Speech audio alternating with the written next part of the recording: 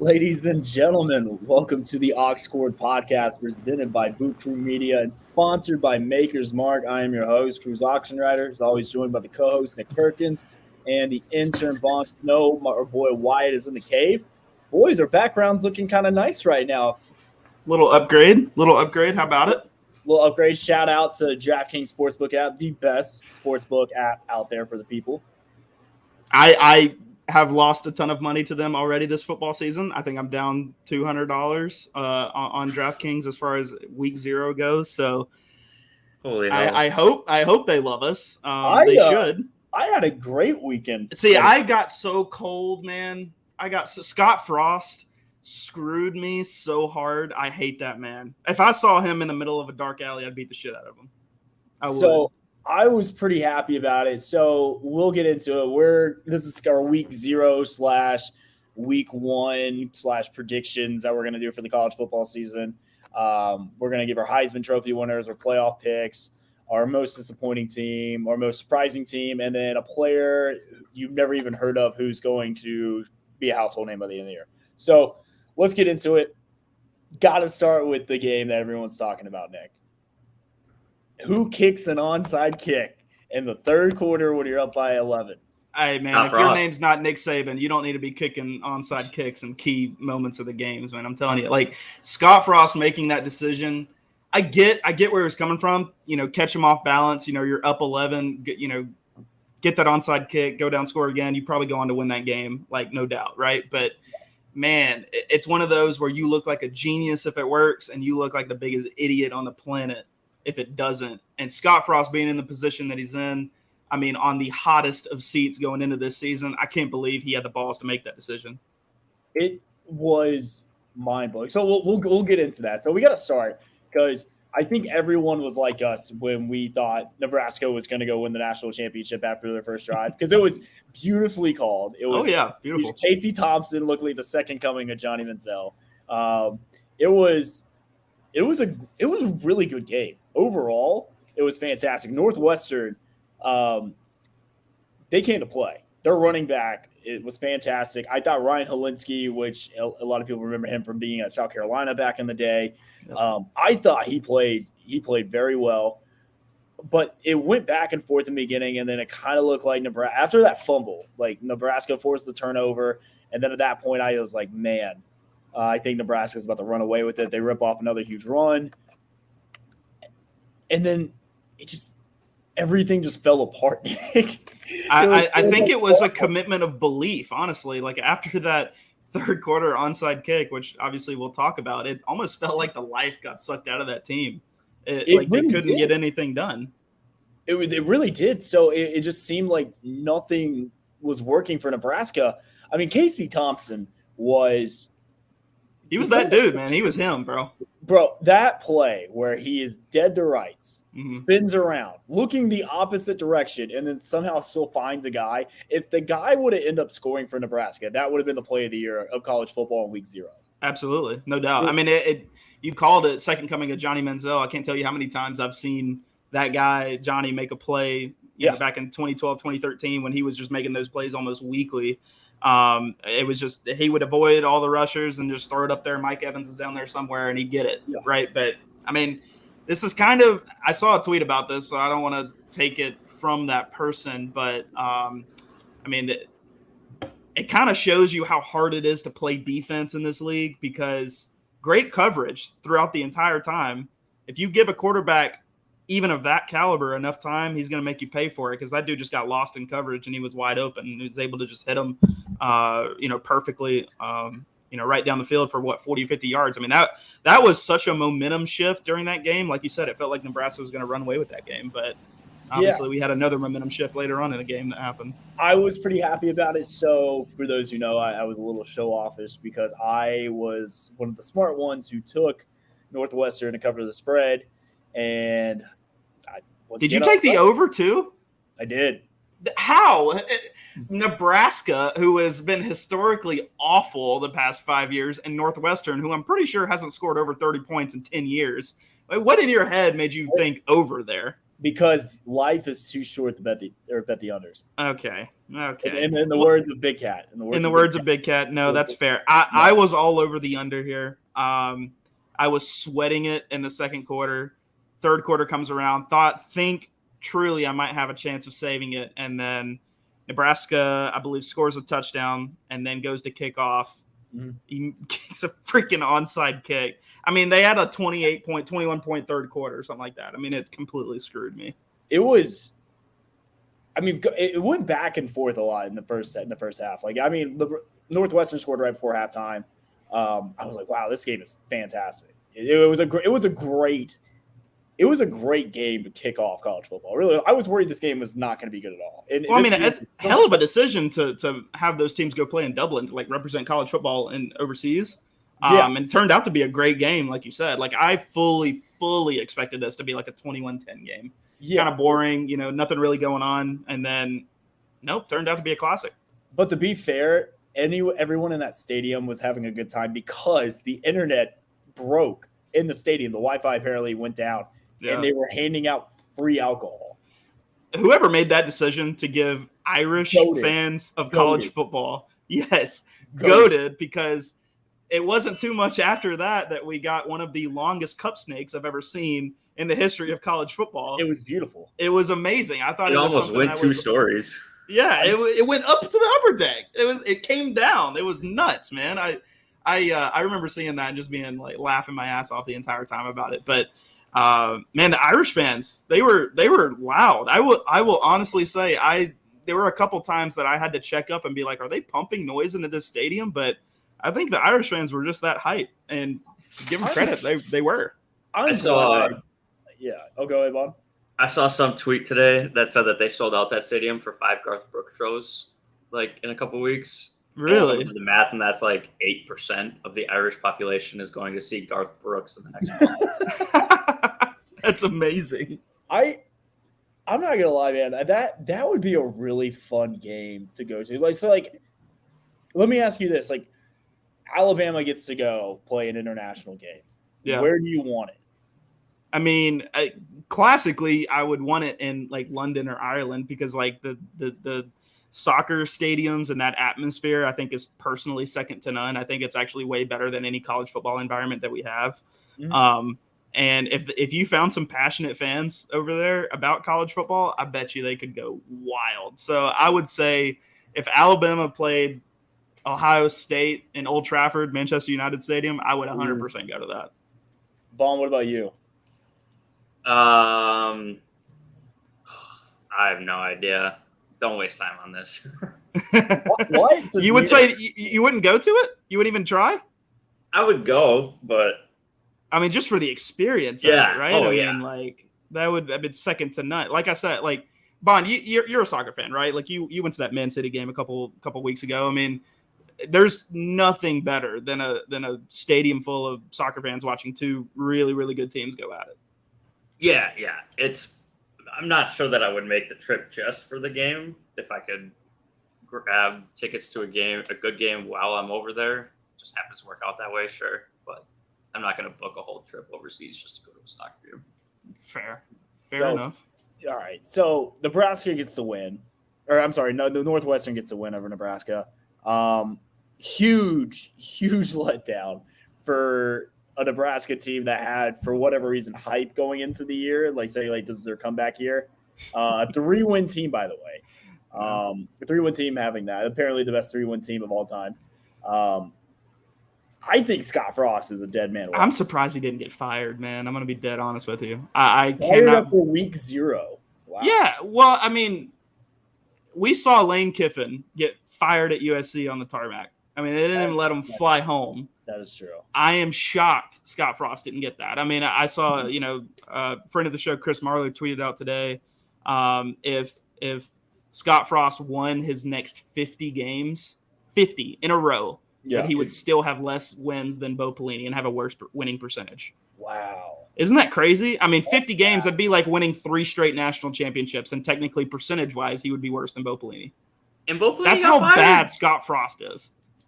Bo Pelini got fired for going like 67-25 or something. I know. It was just he couldn't win the big game. That's what it was. It just they couldn't get over the hump with him. At least he could get him there. At least he could get him there. But then, like, I mean, I always thought it was crazy that they fired him just to take a chance on a guy like Scott Frost coming out of UCF, who, I mean, he was at UCF and they did pretty well. I mean, that was when they faked that national championship or whatever. Like that was his team. So they weren't just a slouch, but just to take a chance on a guy like that, firing Bo Pelini, that's nuts, man. That was a crazy move by them.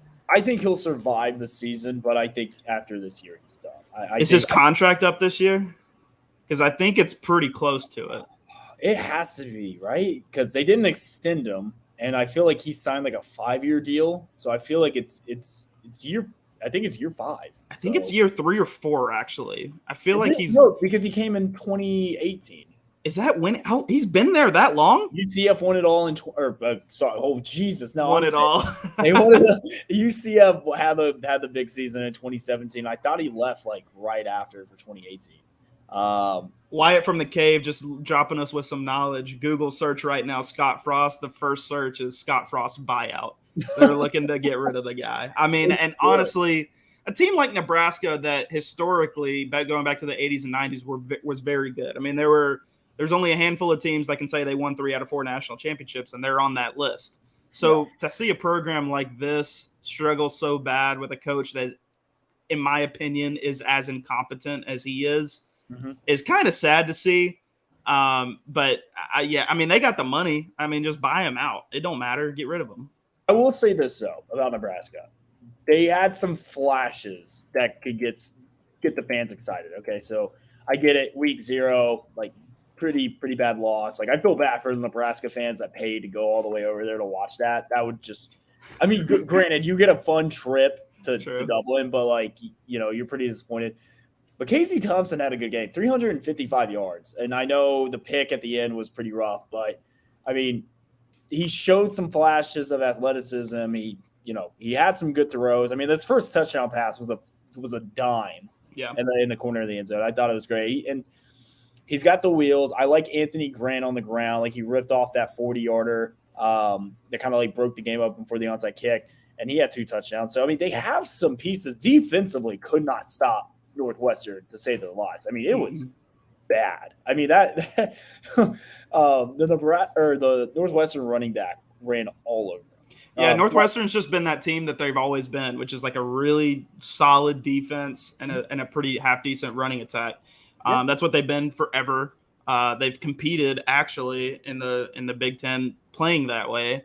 But I mean, no shocks here from Northwestern. They just, I mean, nothing surprising. They just went out there and beat them. I mean, and credit to them, they went down early. They overcame 2 double-digit, comebacks there. Like they came back. And it's a testament to that coaching staff, honestly, that they were able to go down that many times in that game and was able to come back, fight off, and get that win. Now, granted, they probably don't get that win with Scott Frost being as incompetent as he was. If you have a half-decent coach at Nebraska, they probably don't get that win. But, I mean, it's in the record books. Northwestern's 1-0 coming back from Ireland, so fair enough to them. Do you see Northwestern making some noise in Big Ten after week 0?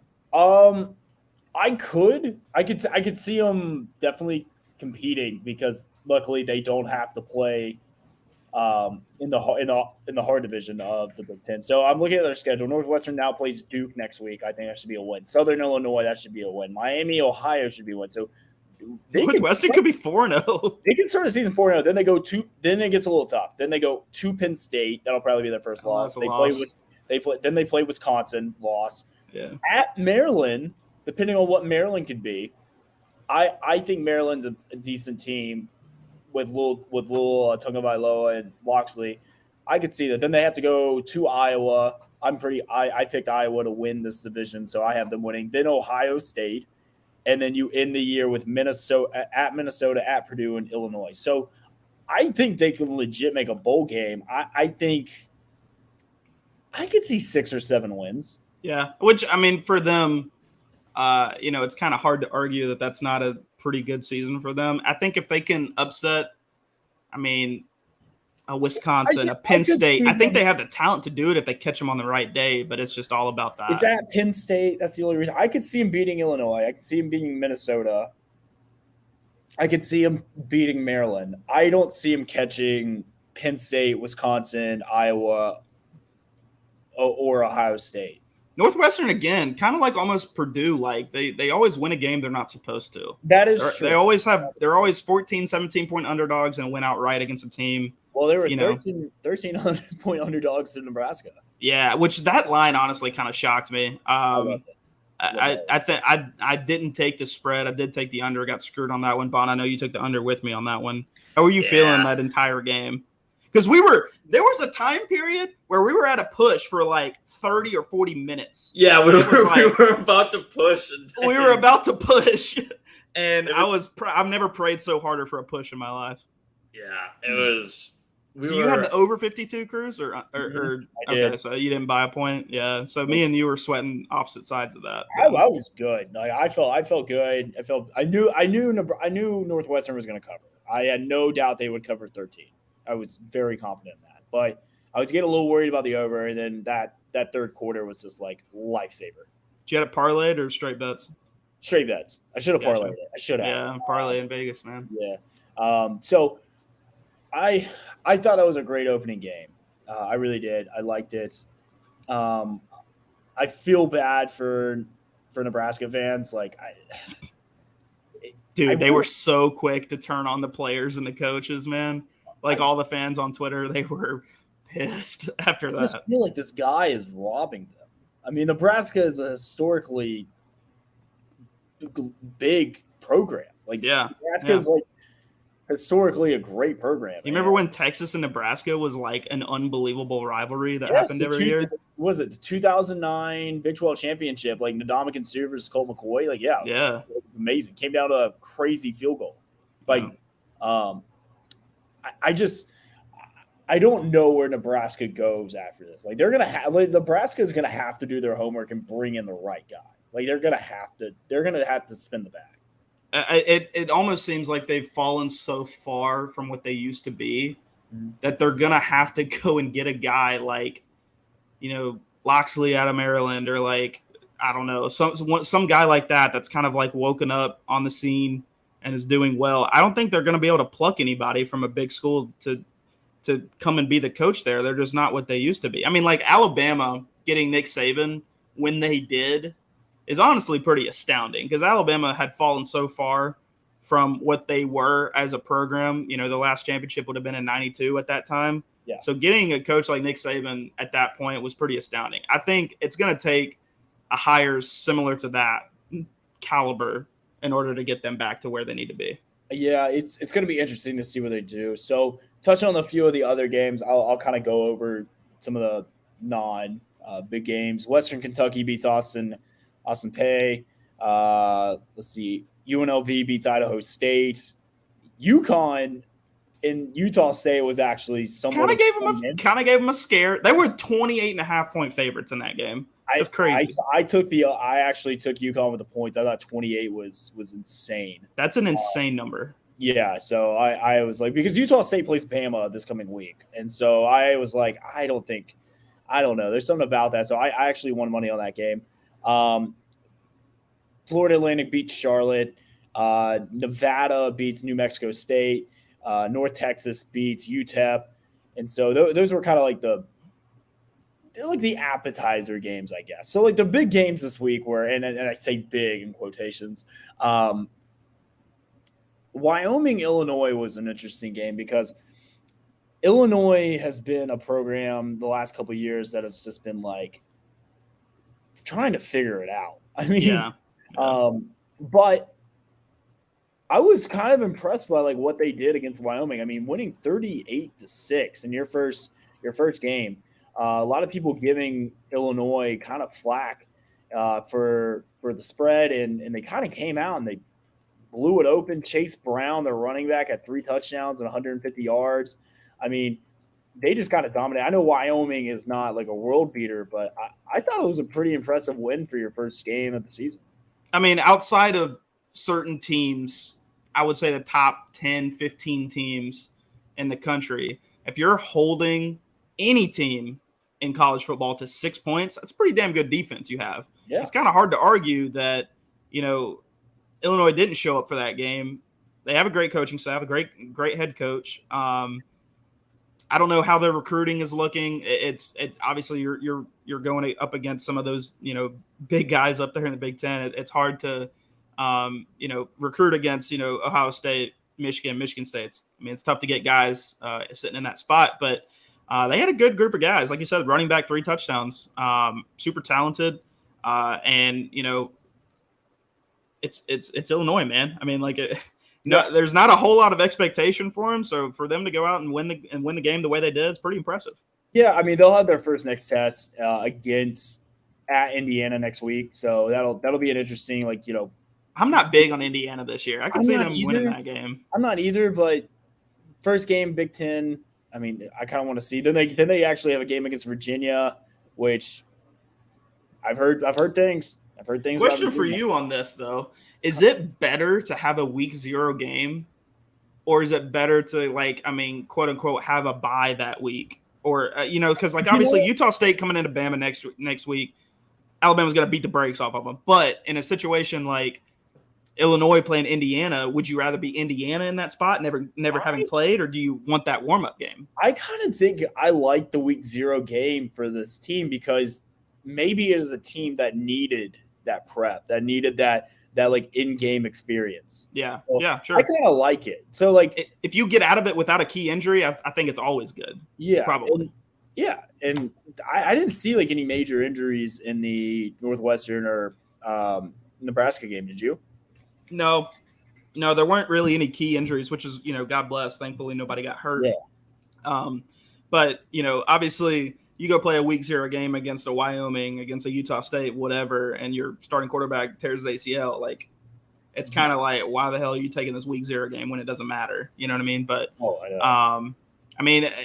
I said, if you come out of that game without an injury, and you're able to kind of tune it up a little bit, everybody, they do scrimmages all the time, but you don't really ever get a good tune-up until you play somebody that isn't you. You know what I mean? So I think, if you're a team like Illinois, I think it's good to have that, to kind of have that experience under you when you're going into week 1.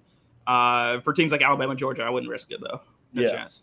So, like I said, and then there are the other games I wanted to touch on. One was Florida State versus a school I have never heard of. Never heard of. I thought it might have been another one of those fake schools that, what was the name of that school? Oh, Bishop Gorman. Bishop, yes. I thought it was another situation like that where it was just a fake team that didn't exist. I will say this though, and I watched the Florida State game pretty closely.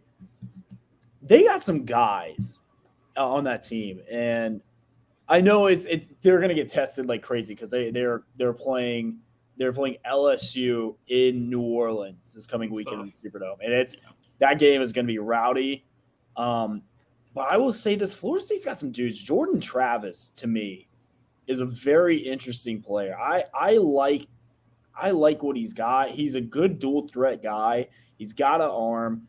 But I was really impressed with the stable of running backs Florida State has. Tershawn Ward for them I was watching him and I was like, dude kind of reminds me of Devontae Freeman when he was at Florida State. I didn't get a chance to really pay attention to this game. I watched highlights, but obviously highlights don't really show the big picture of the game. This game was on a crazy rain delay. So it kind of got out of the swing of things as far as stuff that I was watching, but Florida State, just besides themselves, right? They've been a dog shit program the last 5 years. Jimbo Fisher left them in a dumpster fire. But just despite that, the fact that they're in Florida and they're going to be able to recruit out of that Southern Florida area, and they're Florida State. They won a national championship like a decade ago. So they're still prevalent and as far as these recruits' eyes, excuse me.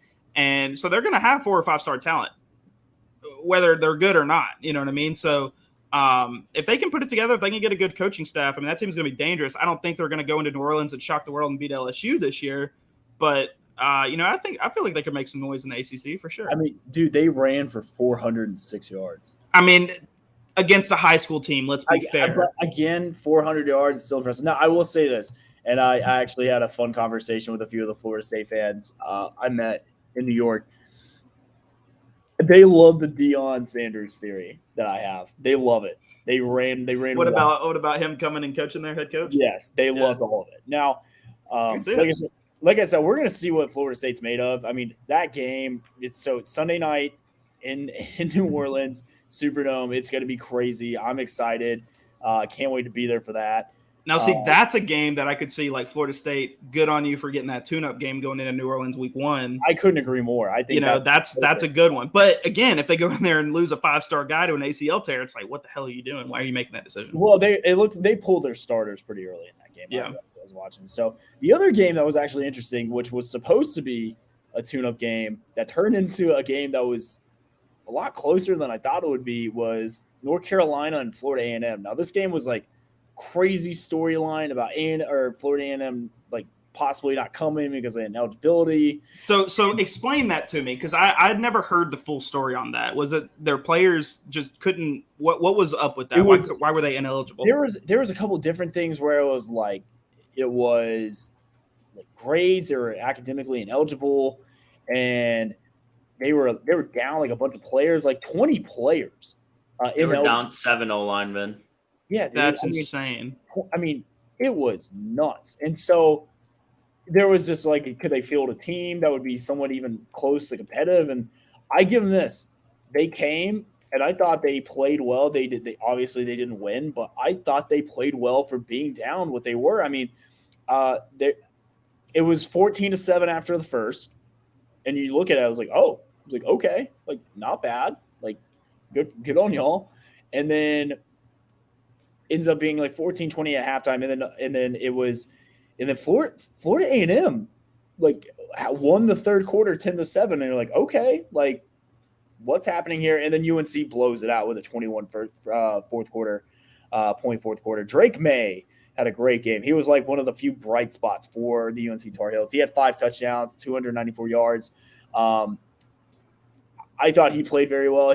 Drake May is like his brother is Luke May, the former basketball player. And then Josh Downs, who I'm really high on for UNC. He had a really good game, 9 catches, 78 yards, 2 touchdowns. This game makes me really worried for the rest of UNC's schedule, because if Florida A&M is giving you this much trouble, what is NC State and Notre Dame and Virginia Tech and Miami and Pitt going to do to you? What's their week 1 matchup, UNC's? At Appalachian State. Okay, so it's not even really like they were looking past Florida A&M for like a week 1 matchup that was really intense. But I mean, there could be some cracks showing there. I mean, North Carolina's not really ever been a football powerhouse. I mean, like they've never been. There was that one year that they were pretty decent. I forget who was quarterback for them at that time. Yeah. But kissing titties for Biscuit. It could have been, honestly. Honestly, I think you're probably right. That would have been about the time he was there. But I mean, cracks may be showing there. If you have a team like Florida A&M gives you fits, especially beating you in the third quarter when like all of the depth should be starting to play, which is where you're going to have a strength over a team like Florida A&M, and you're getting beat in that quarter. That's a rough thing to see. Now, obviously, like you said, fourth quarter they blow it open. But you're not going to be able to blow it open against teams like Miami, Clemson, NC State. Not at all. So that was one of the few games where I was like, yeah, because you open up FAMU, then Appalachian State, at Georgia State, and then you have a 3-game stretch that is Notre Dame, Virginia Tech, and at Miami. Ouch. Is Va Tech supposed to be good this year? You know what's funny? I'm actually at Virginia Tech right now while we're recording the show, and I was talking to some people at dinner. They're saying it's a rebuilding year, but they said they could see Virginia Tech winning 6-7 games. I mean, that's what you can expect from a team like Virginia Tech in a building year. Yeah. They could mess up and win that game against North Carolina, though. I will say this, man. Being on this campus, Virginia Tech it's actually a very pretty school. I'm a big fan. I'm actually checking out the football stadium tomorrow, so I'm pretty excited. Okay. There's no game here this week, so I won't get to experience Enter Sandman's, which I'm kind of disappointed about. All right, we have to talk about this because this was my favorite game of the weekend. Vanderbilt going to Hawaii and hanging a 60 burger on the Rainbow Warriors. Look, wasn't the last Vanderbilt time they is dropped back, 60 dude. points on someone like the 1960s? Look, It was a long time ago. I stayed up and watched this entire game. Yeah, it was so worth it. Vanderbilt is fun. Vanderbilt's back. I'm calling it. Texas isn't back. It's Hawaii, dude. Come on, they're basically a Division II team. No, listen to me. Nebraska isn't back. Texas isn't back. Tennessee isn't back. You know who's back? Vanderbilt was never here to begin with. How are they back? Now, I mean, they are currently leading the SEC. And currently want to know. You're right. You're 100% right. In the SEC right now. You know, it'd be just so funny, man, is like Vanderbilt just waking up this year going like 8 or 9 wins. I got over 2.5 wins, by the way. That's how little respect Vegas asked for them.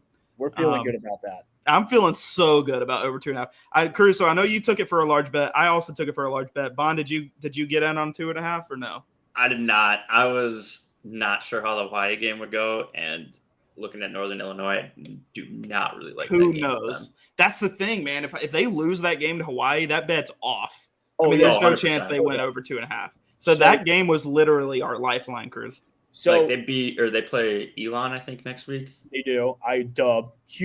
And then they play Northern Illinois the week after. No, they play Wake Forest. No, they play Wake Forest, then Northern Illinois. Oh yeah, you're right. And so Wake Forest will kill them. The only other game that's like a realistic dub for them, in my opinion, would be Mizzou. So if they drop Hawaii, you're pretty much relying on them to sweep the other 3 winnable games. Okay, for real, Wake Forest. Hold on, Wake Forest just lost their quarterback, right? Yes, true. That game is at home. I'm just saying. Weird. We could see a Vanderbilt team go 3-0. We just cashed this bet right now. I will be. It's 12 p.m. So I will be at the Bama Texas game in Austin, and I hope to come out of the stadium seeing Alabama win by 30, and Vanderbilt win by 30. I mean, oh my god! You can buy a ticket, Nick, for the Elon Vanderbilt game for $9. Hey, it's better than the UConn game you could get for $1. Do you remember that when the Vanderbilt UConn game you could get in the stadium for $1? I tweeted that and Big Cat retweeted me. That's my claim to fame, right? That's your claim to fame. That's yeah. If I ever see him again, I'll let him know. So yeah, Vanderbilt is currently the best team in the SEC by default. I will say this though, Mike Wright, that 87-yard run was electric. I was at home watching it. I'm like, I've never been so excited for a Vanderbilt football game that Alabama was not playing in. I was happy. Let me ask you this. Vanderbilt at Hawaii, but it's week 1, not week 0. Do you even tune into this game? No, there's no chance, right? But just because it's week 0, it's the best game on the card. If it's the same time slot, everyone tunes into that game. No, it's Pac-12 after dark. If you're not watching Pac-12 after dark, yeah, I would take Arizona State versus Colorado before I'd take Vanderbilt. Hawaii. Now, I will say this.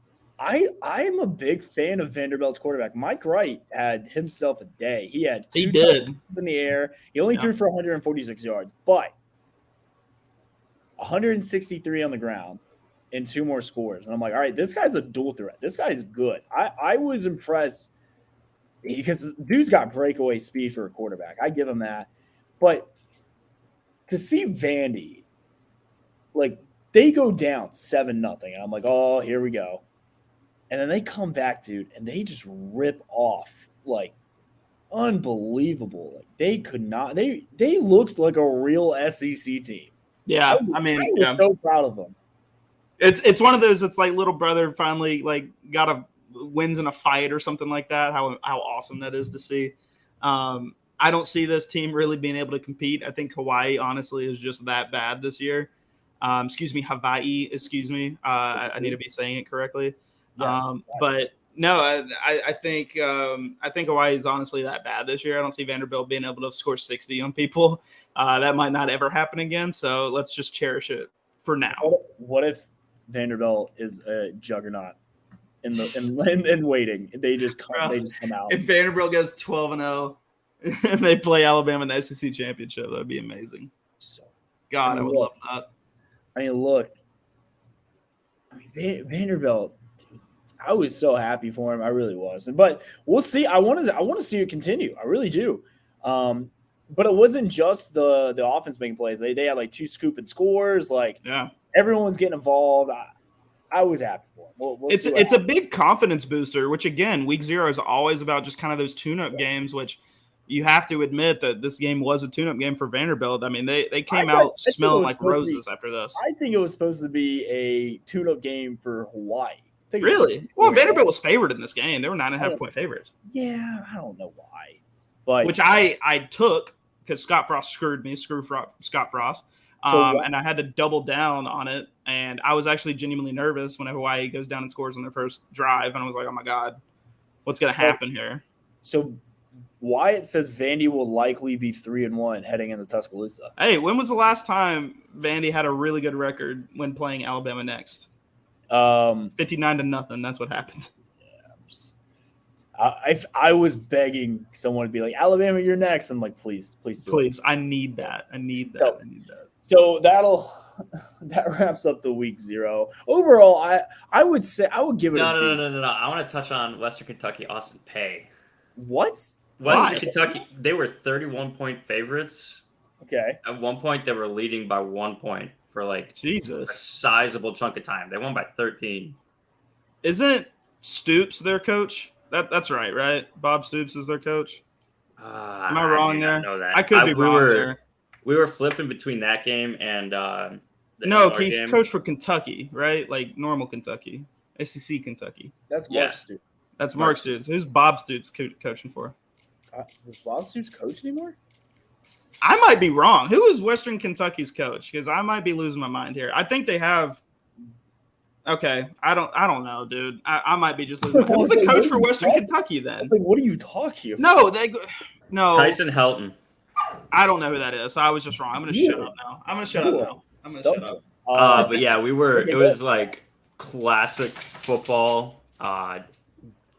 Field sopping wet. Nobody can do anything, and somehow Austin Peay, FCS team, comes in and hangs in with Western Kentucky, which, granted, they did just recently get promoted to FBS, but still, gotta be pretty demoralizing to go into an FCS game and walk into halftime with a 1 point lead. Go ask Michigan. They still get trolled on that game against App State. Yeah. So it's just one of those, man. Like, it's such a risk to play those games and play them tight. But let's see. So you would give it a B, Cruz? That's how you get week 0? I thought the opening game for it was very entertaining. Big fan. Thought the middle of the day games were a little lackluster. I wish there would have been like a little bit like a sandwich game in there around like 3:34. Maybe like you would have got like a Big 12 team in there, maybe a Pac-12 team in there, and then ending it with that master class of offense that was Vanderbilt football against Hawaii. Dude, you're so high on Vanderbilt. I love it. What is that? 200,000 to 1 Vanderbilt to win the national championship. I'm betting it. I don't care. I might put $1 on it. I'm gonna bet $1 on it. I really am. 200,000 to 1. Amazing. Shout out DraftKings for actually setting that line. That's incredible. And speaking of DraftKings, download the DraftKings Sportsbook app. The wait is almost over. A new football season is about to begin. Get ready for NFL Week 1 in 2 weeks. We're really excited about it. Get in with the action of the DraftKings Sportsbook app, an official sports betting partner of the NFL and official sponsor of the Ox Square podcast. Bet just $5 on any football game.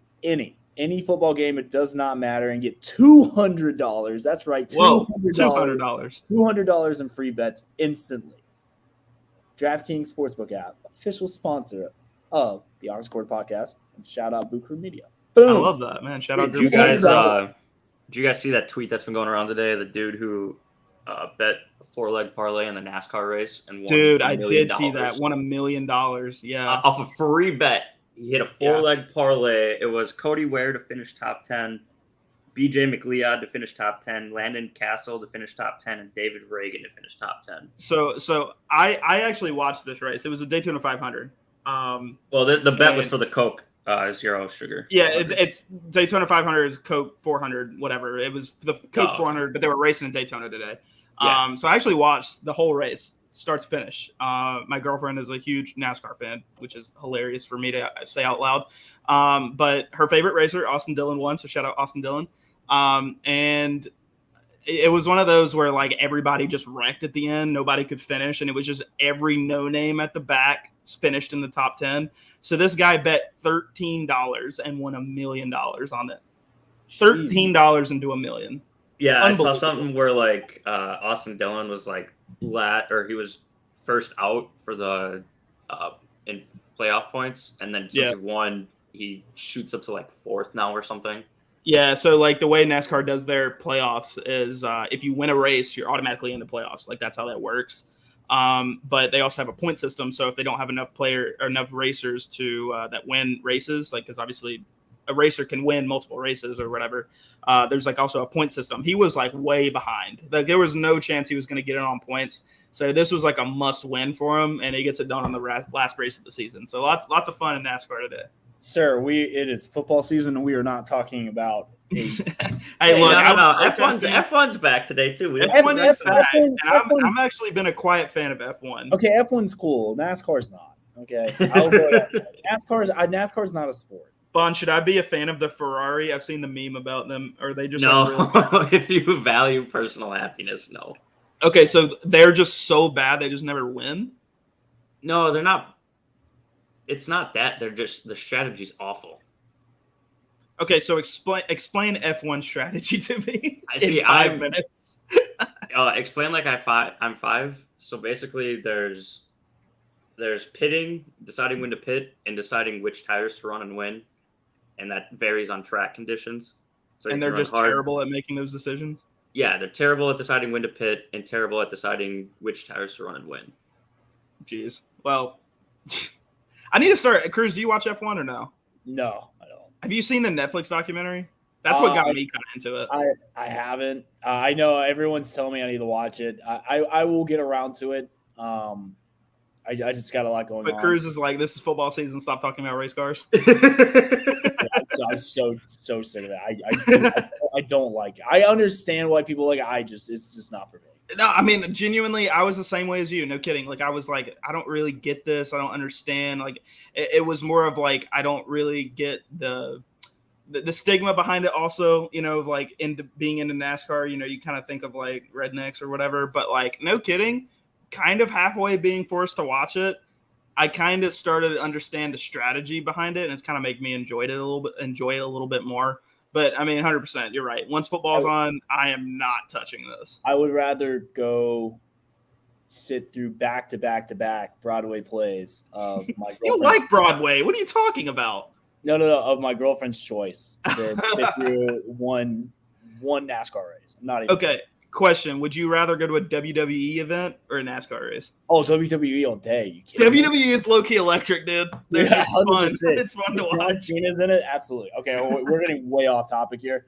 Look, let's get into the 2022 predictions. We gave our conference winners. I want to go over our playoff picks. Nick, do you want to remind the people what your playoff? Dude, honestly, it's been a minute. I'll need to honestly check to see what my playoff picks were. I know it was pretty chalk. So you had a crazy one. So I'll do mine because I put mine out today, and I've kind of caught some flack for it. I have Alabama you 1. Cooked for no reason on this. Like, people were pissed about this for I no know, reason. Right? I was pretty shocked. This is nuts. I have Alabama 1 and Ohio State 2. I feel like that's pretty automatic, yeah. I do have Utah 3. I told you guys know how high I've been on. You're Utah. so high on them. I don't get it. I don't get that. It's gut feeling, Nick. I'm going with it, and then watch them lose this week to Florida, and then it's just shit. And then I was going back and forth between 3 teams. I was going back and forth between Georgia, Oklahoma State, and NC State. I truly believe Georgia's going to lose 2 games this year. I think they're going to lose South Carolina and Vanderbilt. That would be the greatest thing of all. But no, I think they're going to lose one in the regular season, and then they're going to lose the Bama in the SEC championship. I'm high on Oklahoma State. I just think that the top teams in the Big 12 are going to beat each other up. NC State, to me, if they get past Clemson, it's done. With no Sam Hartman at Wake Forest, it's a wrap. It's done. This team is loaded on defense. If you return 10 starters on defense, look out. And this defense was good last year, and they beat Clemson last year. They did. I think this. I really like Devin Leary. I really do. I think he is, with Sam Hartman out, which we don't know how long he's out for. I think Devin Leary is probably the second best quarterback in the ACC. But you can make a case for first. You can also make a case for third. It just depends where you want to put Tyler Van Dyke. I don't like DJ at all. So you know that. So I'm really high on NC State, man. I think their schedule lines up. It all depends on that Clemson game, though. Dude. Okay, and I will say this, because we were talking pre-show kind of about your picks and stuff, and it was a great point that you made. 2019, not a soul had LSU even making the playoff, let alone winning the championship. 2020, Cincinnati, nobody had them making the playoff. Yeah. So I mean, I don't hate NC State as much as some people, but my God, did people get mad at you about that? Yeah, it's like, here's the thing. Like, I picked the two obvious answers, which is Bama, Ohio State. I mean, those two teams are definitely making it 100%. I think Utah is going to go. I think Utah is just their schedule. If they get past Florida, I think that they're the best team in the Pac-12, and I think they will beat everyone on their schedule. I think they'll lose. I could see them losing one game. That's it. I could also see NC State losing one game and still winning the ACC, and just because the rest of the schedules go, I just think they're going to sneak in at 4. I'm not saying that, like, I just think that's how the dominoes are going to fall. Like, I could easily see NC State being 5 and being one of the first 2 out. I could see it. It just all depends how it goes. If they lose, when do they lose, and how do they lose? But is NC State one of those teams that does not get the benefit of the doubt? You know, if they're a 2-loss team but ACC champion, you know, are they outside looking in? If they lose 2 games, it's done. Now, if they lose 1 and they beat Clemson, which is everyone's preseason top number 4 right now, right, and they win the ACC against Pitt or Miami, hard to keep them out. Yeah, so, I mean, I agree. It would be hard to keep a 1-loss ACC champion out. I mean, the argument to be made in that situation is if their name was Clemson, they would be in. Oh, 100%. You know what I mean? But if NC State 1-loss ACC champion and they're out, it's kind of like, how do you expect these, you know, middle tier teams to expect and hope that they can make the playoffs one day if they do what these other teams do and they don't get the benefit like those other big teams like Clemson? I mean, we've seen Clemson lose one game in the regular season and still make the playoff. That's happened already. Yes. You know, so it's happened twice. I think if you're right, if NC State's a 1-loss ACC champion, they have to make that. Yeah, and look, I get it. Like, it's weird hearing NC State college football playoffs. I get it. Trust me, it's very weird. But if you go back and look from the start of the playoffs, and let's just say 2014 was different because you had Bama, Ohio State, who shouldn't have even been in to begin with, but they ended up winning the whole thing. Oregon and Florida State. And then 2015, who thought Clemson was going to go undefeated that year? No chance. Yeah. No one. Who thought Michigan State was going to go to the college football playoffs over Ohio State that year? No one. Oklahoma made it. And then 2016, Washington made it. Did anyone think Washington was going to go? No. So it's ridiculous. Like, yes, it sounds weird, but you have to take a shot on someone. And I think this year's LSU or Washington or Michigan State, like, I think it's NC State, and I think they win. But is this, in your opinion, let's just say NC State 1-loss ACC champion makes the playoff, is this the start of something up there for the Wolfpack? Because I mean, obviously we see Clemson. Yeah, I think it'd be cool to see another team in the ACC be really, really good, compete with Clemson every year. I always saw Florida State kind of making that return and being that team. Miami's on the come up. So, you know, ACC could look very, very different in 2 or 3 years' time with some of these teams coming up the way they are. I mean, look, NC State opens up against East Carolina, Charleston Southern, and then Texas Tech and UConn. So they're going to start 4-0. Yeah. And then you go to Clemson on October 1st. That right there decides your season, because after that, Tech is – they shouldn't lose a game after. It's Florida State, Syracuse, Virginia Tech, Wake Forest without Sam Hartman, Boston College, at Louisville, and then you end at Carolina to end your season. And I just watched Florida A&M go up the field without 20 of their best players against them. We think NC State's going to – so it all lines up. Now, Clemson, on the other hand, I don't like – I love their defense. Clemson – I think Clemson actually has the best defense in college football. I think they're slightly better than Alabama. Like if I on paper it's very close, but I think like overall, it's a little bit closer. However, though, Clemson has at Wake Forest, with I know no Sam Hartman, but still, if he comes back, that's a totally different game. Then you have back-to-back with Wake Forest, NC State. You have to go to Florida State, which something about a bad Florida State team and playing at home, it's kind of weird. Then you got to go at Notre Dame in November, and it's going to be cold as hell. And then you also end the year with Miami and South Carolina back-to-back. That's not an easy schedule. No, it isn't. And obviously everybody knows how big I am on South Carolina this year. No, I don't necessarily think they're going to beat Clemson, but, I mean, they could definitely give them a game, and especially if Clemson comes into that matchup completely demoralized, like no chance making the playoffs, the season's over for them. I could see Shane Beamer in South Carolina making some noise in that game. So I agree with you. It's a tough schedule. And, NC State, like you said, it kind of lines up for them. Might be the perfect storm for them this year. I don't think you deserve the hate that you got for that. But I mean, it's weird because people go straight chalk, they get shit for it. Like I went straight chalk, which really quick, my playoff was Alabama, Ohio State, Clemson, OK State. Those are my top 4 teams this year. I like the Oklahoma State pick. I like Oklahoma State. They're a really fun team this year. But it's weird when you're making picks like this to the public because if you go straight chalk, you get shit. If you're somebody like Desmond Howard who goes like Pittsburgh, Michigan, what did he go? Texas A&M and Baylor. He picked A&M to win it all. Yeah, that is, I mean, but he got shit for that, right? So it's like hard. It's hard to find that middle ground. You know what I mean? It's like, I had 2 chalk picks, a team that everyone is high on in Utah, and then the team who I think is this year's Cinderella or dark horse Cinderella. Like I do. Yeah. And I'm not saying like I'm picking them to win the national championship. No, hell no. Like no, not at all. But I think it would be a really interesting game to see the Peach Bowl between Alabama and NC State to go to a national championship game. I would love to see that game.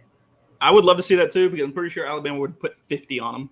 Well, I don't know, man. I'm telling you, that NC State defense is good. Granted, I would pick Bama to win, but like, I think it would be a lot more interesting. Do you think it's closer than Cincinnati, Bama? Yes, Fair enough. I do. So, all right. So those are my picks. I guess if you want to have last 2 out, I had Oklahoma State, and Georgia. My last 2 out. Oh man, I don't even know if I thought about last 2 out. I think I may have probably had NC State. No kidding. As a last 2 out, and then I'll probably had like an A&M or something crazy. Like they just wake up and find themselves in the 6th spot because they just do that a lot. A&M just wakes up at the end of the season ranked 6th, and they have like a straw man's argument to get into the playoff, and they're sitting there beating their chest like they should be in it, and they never do. I don't think A&M will be ranked in the top 25 at the end of the year. Wow, 8-4. What were you thinking? 7-5. Wow, holy cow. Okay, so question for you on this one. Yeah. Jimbo goes backwards after having the offseason that he has. Yep. Does he find himself on the hot seat? No. They're a long-term deal with it. I mean, they have. They can't do better. I agree. Dude, I'm telling you, this team is I don't understand it. It's so overhyped. Tell you what, it would be a very compelling case if they brought back their starting quarterback and they brought back a lot of the guys from last year's team. They didn't. In fact, they just announced their starting quarterback, I think today. I hadn't even heard of this guy before. So, and their schedule is not easy. Haynes King.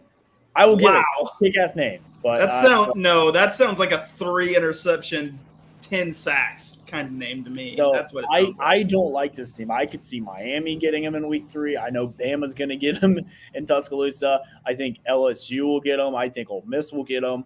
I think Florida has a chance to get him. Like I legit can see this team going 7-5. That's crazy. I know mean, I know it's a very unpopular opinion because a lot of people are like A&M, like they're heroes. Like I think it was just lightning in a bottle that they caught, and it's just not going to go the way they want it. Now next year and the year after, with that recruiting class that they're bringing in, totally different story. Sure, but it's just not. That's not this year. Half of those guys aren't even going to play this year.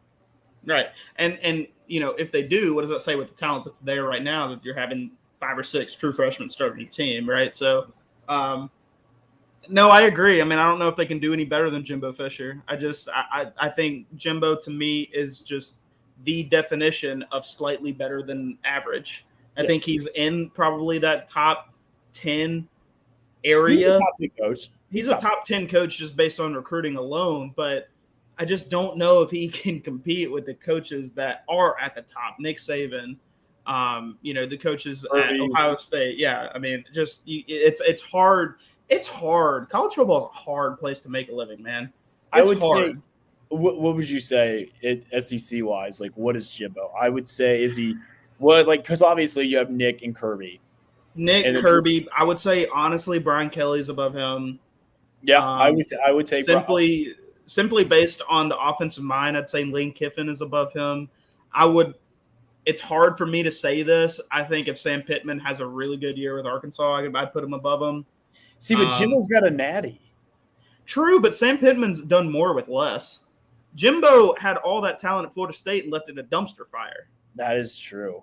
And he's had all the talent in the world at Texas A&M with UT being down as bad as they have been. They've been pick of the litter with Texas high schools, and they haven't been able to do anything with it.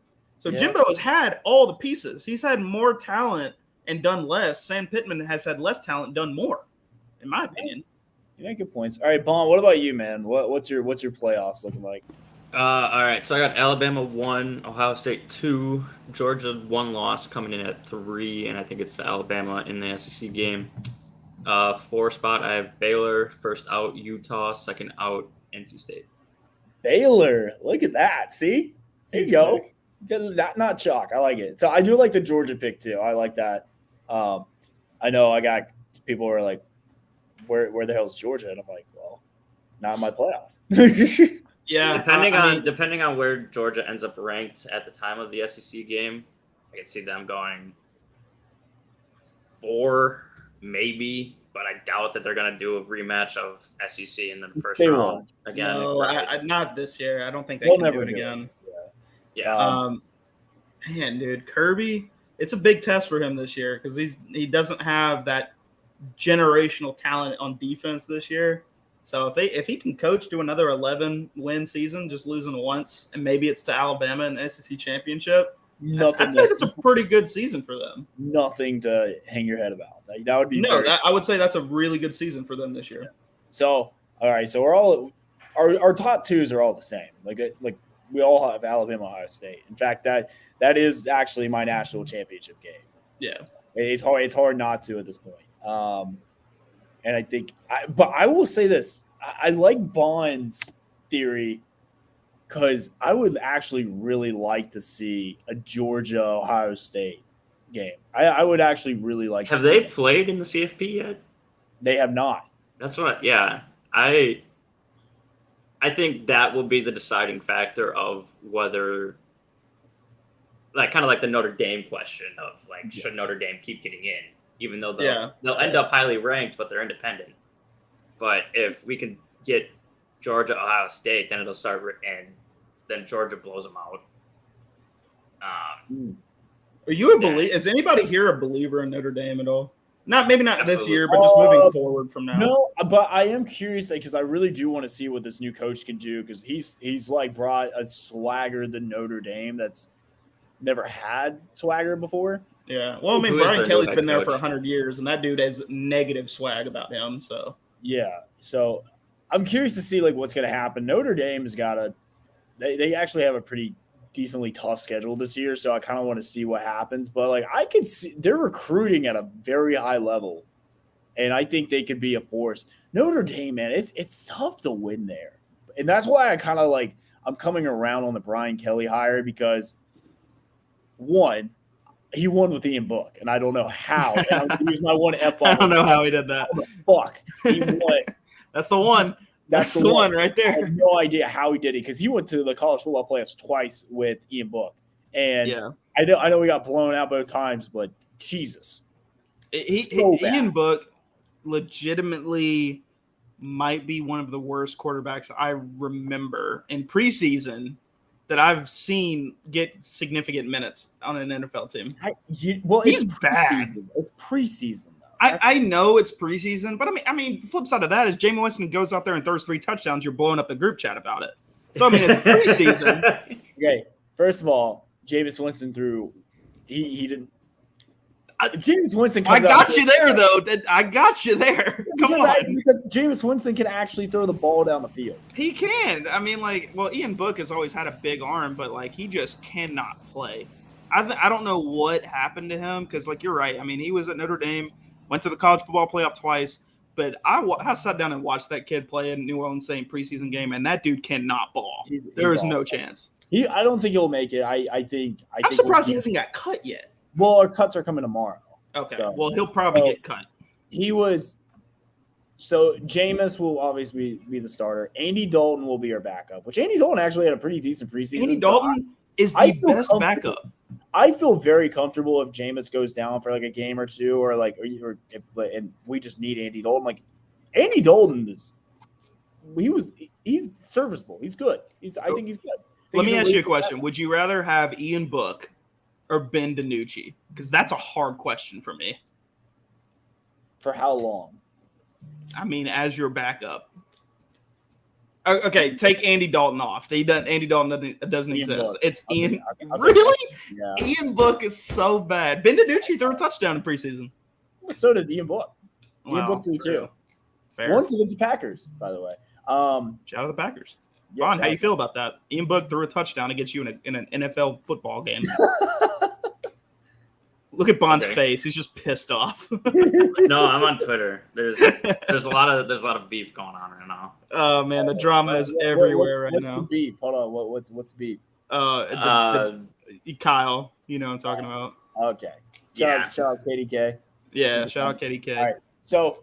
All right, so we're all in agreement of that. All right, Heisman Trophy. We'll speed run through this. Heisman Trophy prediction. Nick, who you got?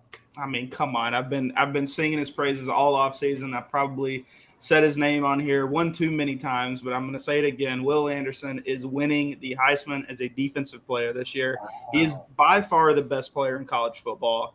Head and shoulders above everybody. And yes, I'm including Bryce Young in that assessment. Maybe even Will Anderson legitimately should have been invited to New York last year. That's how good he is.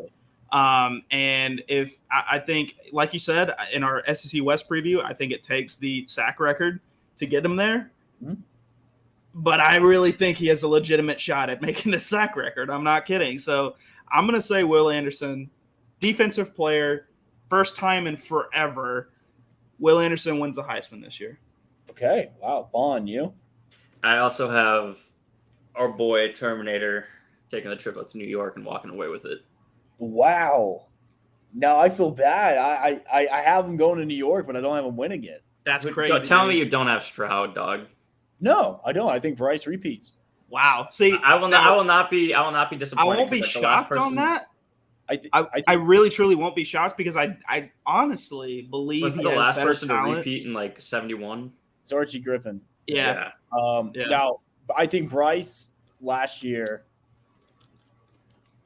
Look, Bryce had a fantastic year last year. There's no debating it. The in-game stretch, the Iron Bowl alone, that last drive won it. And then the Georgia game was just icing on the cake. Do you think he wins the Heisman without that final drive to Auburn? That was his Heisman moment.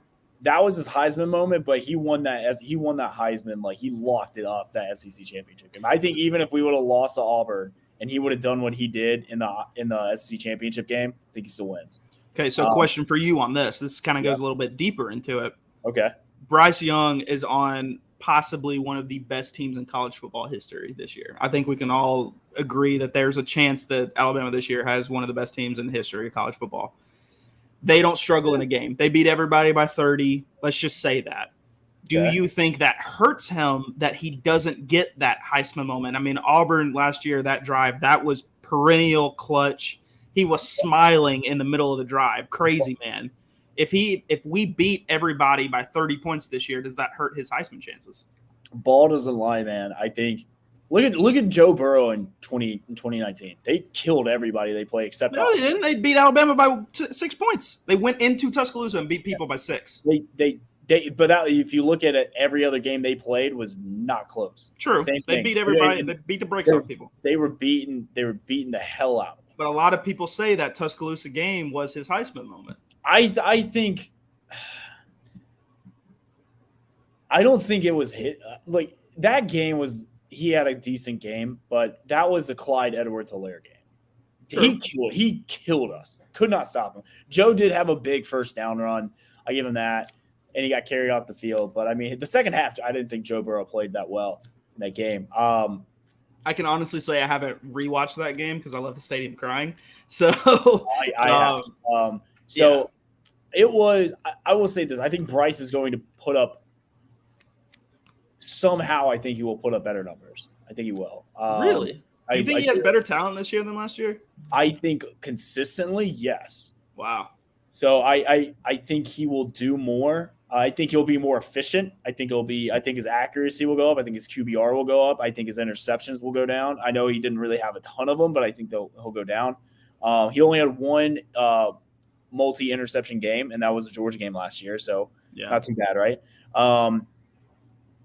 I like the weapons that they have, especially out of the backfield. I think Gibbs is going to be big. I like Jermaine Burton. I've been hearing nothing but good things about him. I think the offensive line is going to be better, so he's not going to have to run as much. So I got Bryce repeating, and then I have C.J. Stroud finishing second, and I have Will Anderson finishing third. Yeah, I mean it's a good pick. I would love to hear what Wyatt thinks. Well, I want to hear what his playoff picks are and what his Heisman is. So let's bring Wyatt in from the cave. Yes. All right. Really simple picks here. Alabama. Please, God, let's have some good picks here. Alabama head and shoulders, number 1. Ohio State offense is going to run roughshod over everybody. They're number 2. I'm also really high on Cam Rising in Utah. They're our number 3. Let's go. Good pick. OK State is number 4. That's a great pick. It is finally Mike Gundy's year. Okay. Round of applause for Wyatt. He didn't go Tennessee for once. What a legend. Who are your last two out? NC State and Michigan. Two great picks. I like that. Two great picks. All right, and who's winning the award in New York? I want you guys to listen to these weapons. Ready for this? Okay. Jahmyr Gibbs, Jermaine Burton, Tyler Harrell, Ja'Cory Brooks, JoJo Earl by midseason, a newly repaired offensive line with Tyler Steen coming in to anchor down the left tackle spot. Bryce Young is going to lead the SEC as the best number 9 in SEC history. Oh, shit. Two-time Heisman winner. Jeez. First overall pick. To the Falcons. Bryce Young. To the Falcons. Will Anderson finished the second. No, y'all are taking Will first overall. I mean, I hope we do. I hope we take one of them. I hope we're up there to take one of them. I mean, Seattle's terrible this year. Oh, yeah. I think it'll end up being Seattle. It'll be literally a race to the finish on how bad teams can be between Atlanta and Seattle. No kidding. Not even going to be a mid-off. It's just going to be absolute garbage off. I would also say the Giants too. Like the Giants are going to be well. They got Saquon though. Saquon's good for a couple wins as long as he stays healthy. All right, and so we'll end it here with who do we think is going to be a household name? Like this person, like you may have heard his name in passing, but by the end of it, you're going to know who the hell he is. Do you guys have a guy like that this year? Dude, I'm telling you, I watched. I mean, and I know I just shit on this team. Casey Thompson in that game against Northwestern was electric. I mean, I think he's good enough to keep Nebraska in games that they're not supposed to be in. And again, despite the fact that they have a horrible coaching staff, they probably should have won that game. So I'm going to go Casey Thompson. I mean, he's kind of a no-name. I didn't know of him until, obviously he played or obviously since he played like week 0. So I didn't know of him, but like he was pretty good. Yeah, my other pick would have been Spencer Rattler at South Carolina. I could see him having a huge bounce back year. I'm going to go with a guy. He's new transferred, huge high school recruit, big time high school recruit. Everyone wanted him. Had some off the field issues, and goes to TCU and he transferred. I'm going Zach Evans, the running back at Ole Miss transfer. Wow, that's a good pick. Dude's got a lot of talent. I'm talking like world class talent. Like Bama wanted him, Georgia wanted him, Ohio State wanted him. He was the number one running back in the country. And he was just a workhorse at TCU, but you just didn't hear about him because TCU just wasn't that good. Lane Kiffin exposes your weak point, and if he has a good thing, he will beat it down your throat until you just give up. Like Amari Cooper, like Derrick Henry, Jalen Hurts on the zone reads. Like if he will exploit your weakness. And I think he's going to get Zach Evans a ton of carries. Going to put him in a lot of situations on one-on-one out of the backfield on linebacker. And I think with no Matt Corral trying to figure out what this team is this year, I think Zach Evans is going to have a really big year. I think he's going to finish the season as an all-SEC running back. Do you think he competes with Tank out of Auburn for number one running back in the SEC? I think he has the capability of doing. I think Tank is going to get so many carries this year. It's going to be Tank legitimately might hit 400 touches this year. Yeah. I mean, what's the record? Derrick Henry probably holds that, right? His 15 year, where he literally carried the ball like 30 times a game. He had the most Derrick carried it was 50? It was 50 in a game, but I think he averaged 30 a game. Tank could probably push that, but yes. So Zach Evans, my pick. I think he can finish. I think he can be a top 3 back in the SEC this year. I like that. Bond, Wyatt, do you guys have a dark horse, if you will? Yeah, I'm going with Devin Leary out of NC State. Their QB. I think that he's. If they make the playoff, he's going to be a household name, no doubt. So that's a good pick. That's a good one. Wyatt, I really like Casey Thompson, like you said. He was the starter at Texas last year till he got pulled against Arkansas. So I think he's going to have a really nice bounce back year with not North Carolina. What am I thinking? Nebraska. Sorry about that. But I don't want to take the same pick. So I'm going to go Will Shipley out of Clemson, the running back. Ooh, Clemson's going to lean very heavily on the running back with DJU struggling a lot last year. And if they end up pulling DJU and putting Cade in, you're going to need a nice, strong workhorse running back that's going to be almost a safety blanket for your new quarterback. I like that pick, honestly. And you know what else I like more? DJU as a nickname for him, because I am not saying that freaking last name. I just can't do it. It's not my wheelhouse. I grew up in Alabama. I barely know how to read. Okay, so I'm just not learning how to. We struggled with Tonga Vailoa for years. It took me a year to figure that one out, so I'm not even going to try and pronounce it. It's DJ Uwe Ungalele. Uwe Ungalele. Lele at the end? I believe so, yes. Fuck that. No, I'm not doing that. No, we used to have pawns. Sue me. But anyways. Uwe Ungalele. Yeah. No, I mean, I like that. I like that pick because I'm with you. I think DJU, I think he gets pulled this year. And what do you do when you're starting, a fresh guy, a freshman, in a tough part of your schedule, which is going to be the middle part of the year? You're going to have to let the running back touch the ball 25 times a game, right? So I'm with you. I like that. That's a good pick. Cool, man. All right, I feel like we all had some pretty good picks. I am happy about this. Pick our winners. So that'll do it for this week's episode.